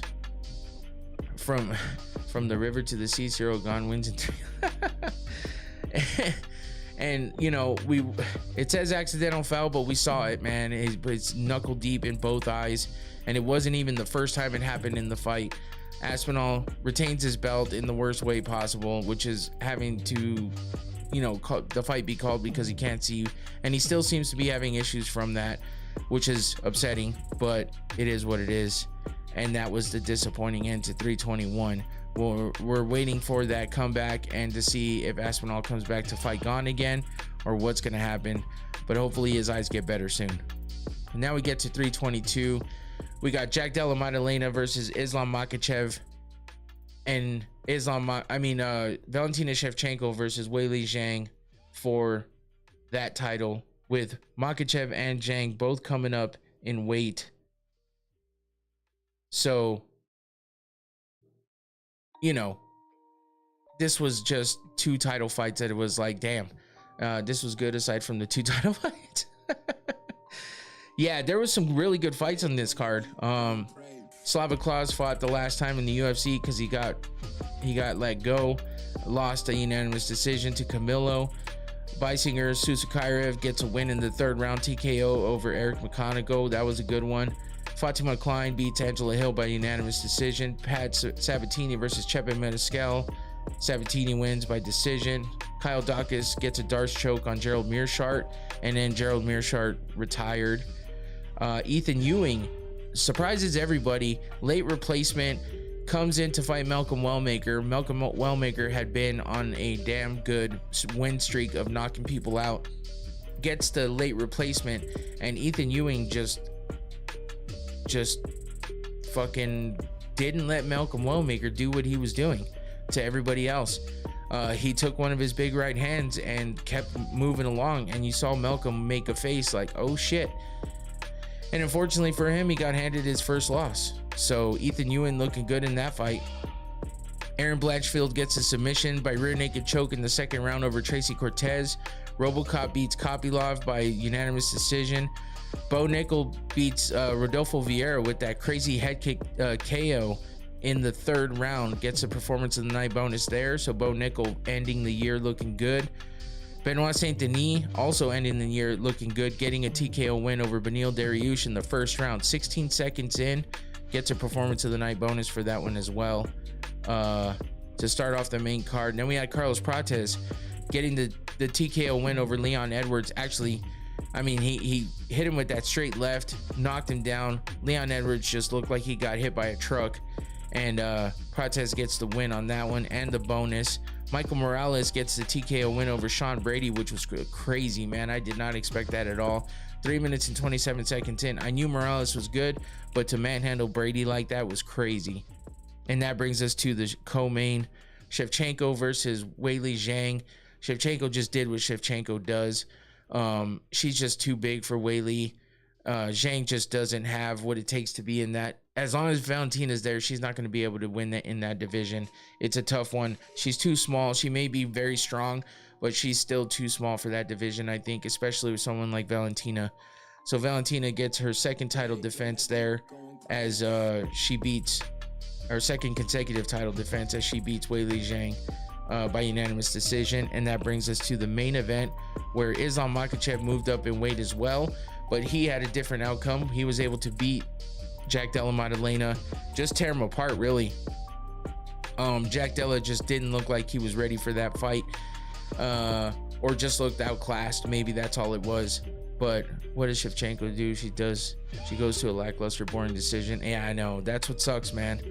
It does, especially when she's had some crazy knockouts in the past, or at least exciting fights, and she just doesn't seem to do it anymore. But Jack Della loses his title to Islam Makhachev as Islam Makhachev goes up in weight and beats Jack Della. It looks like Islam should have been at this weight, for a long time at this point. So it looks like a good move up for him, and we'll have to wait and see who his next opponent is, and what he does, and how long he's able to, be on this title run. And to end it all off, we've got UFC 323.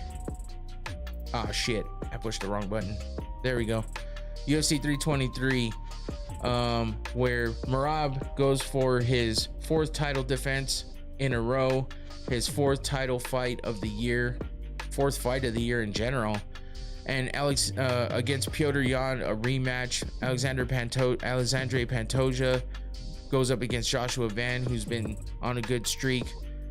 Shevchenko should get banished to the Apex main events. Yeah, probably. But we started this one with a TKO win in the third round. Myron Santos beats Mohamed Naimov. Submission by guillotine, standing guillotine. Mansour Abdul Malik versus Antonio Tricoli. Malik gets that standing guillotine choke in the first round. Iwo Boranowski versus Ibo Aslan with a crazy fucking fight where they both dropped each other, but then Iwo Boranowski was able to get the TKO win by right hook, getting the best of Ibo Aslan in a crazy ass fight where he got the performance of the night bonus as well. Jalen Turner makes his return out of retirement